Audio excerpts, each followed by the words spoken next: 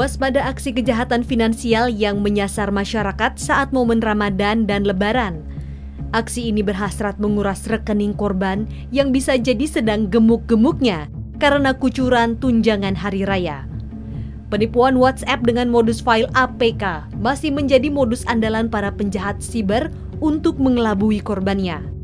Penipuan APK bukan hal baru. Bisa dikatakan modus ini menjadi favorit para penipu online lantaran masih banyak orang yang terjerumus dengan aksi tipu-tipunya. Otoritas Jasa Keuangan telah mengingatkan penipuan online di momentum Ramadan dan Lebaran. Potensial terjadi, salah satunya lewat modus kiriman bingkisan atau parsel, seiring tingginya aktivitas orang mengirim parsel. Modusnya, pelaku mengirim informasi via WhatsApp dan lainnya yang berupaya membujuk korban untuk membuka satu aplikasi yang ternyata seperti modus sniffing atau tindakan penyadapan oleh hacker menggunakan jaringan internet. Modus lainnya, pelaporan pajak. Ya, periode pelaporan pajak jelang Lebaran dimanfaatkan para penjahat siber untuk melakukan aksinya. Memang, wajib pajak harus melaporkan surat pemberitahuan tahunan atau SPT pajak penghasilan pribadi setiap tahunnya, di mana pelaporan tersebut dapat dilakukan secara online. Momen jelang batas akhir pelaporan SPT, yaitu periode Ramadan menjelang Lebaran, dimanfaatkan penjahat siber untuk mengelabui korbannya dengan mengaku sebagai otoritas pajak. Direktorat Jenderal Pajak memberikan salah satu contoh modus penipuan APK. Misalnya pelaku kejahatan siber berpura-pura mengirim surat peringatan terkait pembayaran dan denda pajak. Peringatan tersebut disertai dengan file APK yang disamarkan sebagai file surat. Dirjen Pajak pun memastikan email seperti itu harus diabaikan dan segera dihapus. Adapun informasi resmi terkait perpajakan hanya diberikan melalui kanal informasi resmi DJP, Kering Pajak, dan kantor pajak. Selanjutnya di masa mudik Lebaran, waspada dengan ada modus lainnya yaitu modus APK tilang online yang marak mengatasnamakan kepolisian. Penjahat siber mengirimkan surat tilang digital dengan format APK. Merespon fenomena ini, Polda Metro Jaya mengeluarkan imbauan agar masyarakat berhati-hati dan tidak terkecoh dengan modus ini. Misalnya Direktorat Lantas Polda Metro Jaya memastikan tidak mengirimkan surat tilang digital konfirmasi ETLE melalui nomor WhatsApp dengan format .apk. Kepolisian menekankan hanya mengirimkan surat konfirmasi resmi melalui PT Pos Indonesia sesuai alamat tujuan. Masyarakat pun diminta untuk waspada terhadap aksi hacker yang berpura-pura menjadi bagian dari kepolisian. Pemeriksaan surat tilang diminta agar langsung melalui pengecekan lewat situs resmi ETLE. Memang, penipuan WhatsApp dengan modus file APK masih marak beredar. APK merupakan kependekan dari Application Package File. File ini adalah format berkas yang digunakan untuk mendistribusikan dan memasang software serta middleware ke HP Android. Biasanya APK tidak ada di toko aplikasi resmi seperti Google Play Store. File jenis ini kerap dimanfaatkan oleh penjahat siber untuk menyusupkan malware atau program jahat yang bisa membuat pelaku mengakses SMS di HP korban hingga menguras rekeningnya. Memang di era perkembangan teknologi dan layanan digitalisasi dunia finansial, meningkatnya transaksi ikut mendongkrak ancaman siber rekening perbankan. Sebagai pengelola tabungan masyarakat, perbankan pun mengakui harus terus mengantisipasi aksi kuras rekening korban oleh pelaku kejahatan siber, termasuk lewat modus mengunduh aplikasi tak dikenal yang telah tersusupi malware. Serangan cyber itu suatu hal yang nggak pernah berhenti sebenarnya ya. Tapi memang kita lihat bahwa trennya pada saat waktu-waktu tertentu di mana mungkin lebih sibuk dan lebih banyak transaksi yang dilakukan, maka serangan itu cenderung meningkat. Terutama memang ketika kita lihat memang di masa periode-periode Lebaran ya, Rafi kami sebutnya demikian. Nah ini Ramadan Idul Fitri memang terjadi transaksi meningkat sehingga banyak sekali mungkin yang dicoba atau threat actors ini mencoba memanfaatkan kesibukan dan mungkin kelengahan dari para nasabah dan segala macam. Nah ini yang membuat waktu-waktu ini menjadi periode yang sangat krusial sebenarnya bagi kami di perbankan, terutama dengan nasabah kami yang begitu besar, gitu Mbak. Memang yang sedang mengemuka adalah dan terasa langsung untuk nasabah gitu adalah yang kami kami amati adalah di sisi social engineering dan juga mungkin berkaitan dengan itu adalah dengan malware juga yang bisa diinstalasi di perangkatnya nasabah. Itu dua hal yang mengemuka.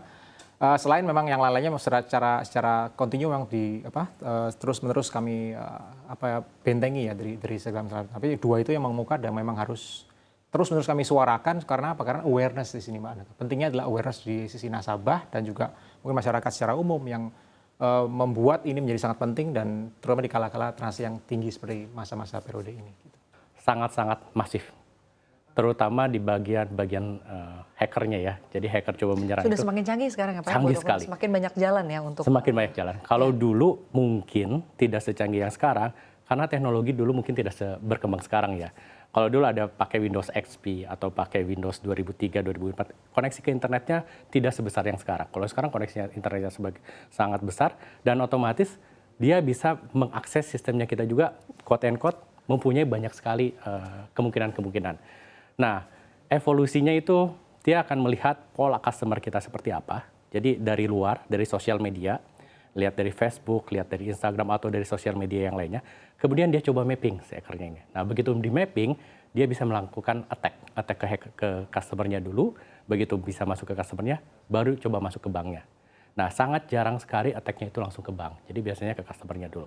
Karena bank mungkin lebih terprotek. Lebih terprotek. Sementara kalau ke customer kan, kalau kita lihat ada undian, oh dia senang. Dia langsung ngeklik, terus kemudian dia melakukan sesuatu yang diminta oleh hackernya.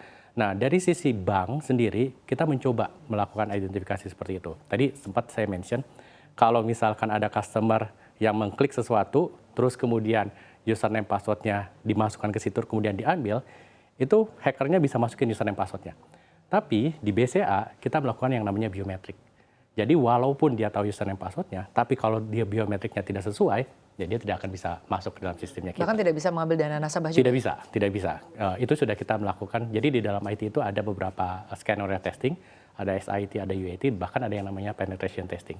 Penetration testing itu adalah untuk memastikan apakah sistem kita bisa dipenetrate oleh pihak yang lain atau tidak. Dari front, middle, dan dari back-end-nya. Dan itu yang selalu kita lakukan di sisinya BCA.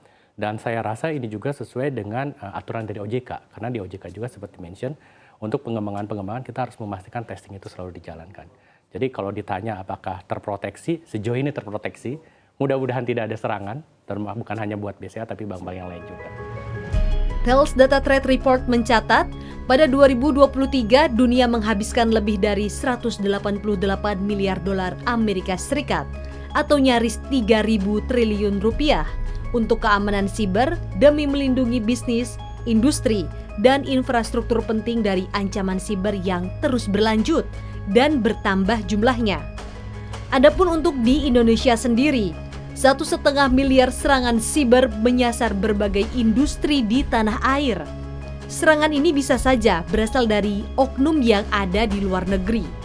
Meskipun memang 75% serangan berasal dari dalam negeri yang banyak menyasar berbagai kanal transaksi. Institusi finansial seperti bank pun harus jor-joran menggelontorkan dana besar demi melawan bombardir serangan itu.